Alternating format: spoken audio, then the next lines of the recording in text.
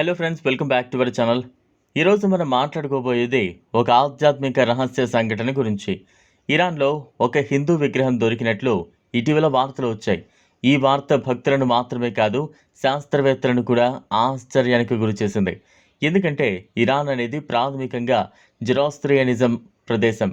అక్కడ హిందూ విగ్రహం కనిపించడం ఒక అద్భుత సంఘటన. ఈ విగ్రహం చాలా పాతది, వందల ఏళ్ల చరిత్ర కలిగి ఉంది అని నిపుణులు చెబుతున్నారు. విగ్రహం గ్రహాకృతిలోని నక్కు, శివ, విష్ణు లేదా ఇతర హిందూ దేవతల రూపంలో ఉంది.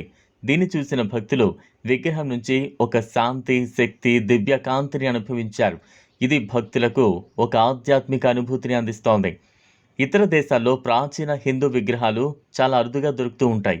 ఇది మనకు చెబుతున్నది ఏంటంటే హిందూ సంస్కృతి, ఆధ్యాత్మికత ప్రపంచవ్యాప్తంగా విస్తరించబడింది. ఇరాన్లో విగ్రహం దొరికిన సంఘటన మనకు చెబుతోంది భక్తి, ధర్మం, సత్యం ఎక్కడ ఉన్నా దైవశక్తి అందులో ఉంటుంది. అప్పుడు స్థానికులు ఆశ్చర్యపోయారు. కొంతమంది దీనిని ఒక రహస్య సంకేతంగా భావించారు. భగవంతుడు మనకు ఆధ్యాత్మిక మార్గం చూపించాలనుకుంటున్నాడని అనుకున్నారు. ఈ విగ్రహం శాంతి, ప్రేమ, భక్తి యొక్క ప్రతీకగా నిలుస్తోంది. భక్తులు మరియు నిపుణులు విగ్రహాన్ని పరిశీలించగా దీని నిర్మాణం, శిల్పం మరియు శక్తి వైవిధ్యం ప్రాచీన హిందూ శిల్పకళకు చెందినదని చెప్పారు. ఇది మనకు చెబుతుంది హిందూ సంప్రదాయం చాలా పురాతనమైనది. అది దేశాలు, భాషలు, సరిహద్దుల కంటే ఎక్కువ ప్రభావం చూపింది. ఇలాంటి విగ్రహం దొరికినప్పుడు మనం ఆధ్యాత్మిక పాఠాన్ని గ్రహించాలి.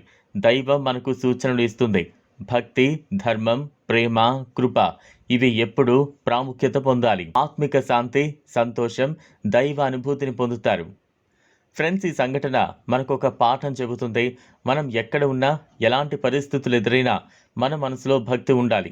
భక్తి ఉన్న చోటే దైవం ఉంటుంది, శాంతి ఉంటుంది.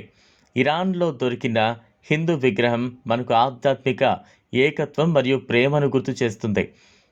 ఇప్పుడు భక్తులు, శాస్త్రవేత్తలు, ఆధ్యాత్మిక ప్రేమికులు ఈ విగ్రహం గురించి ఎక్కువగా తెలుసుకోవాలని ఆసక్తి చూస్తున్నారు. ఇది భక్తి మరియు చరిత్ర కలయికగా నిలుస్తోంది. ఇది ఫ్రెండ్స్ ఇవాల్టి వీడియో. ఈ వీడియో మీకు నచ్చినట్లయితే లైక్ చేయండి, షేర్ చేయండి, ఛానల్ను సబ్స్క్రైబ్ చేసుకోండి. Thanks for watching.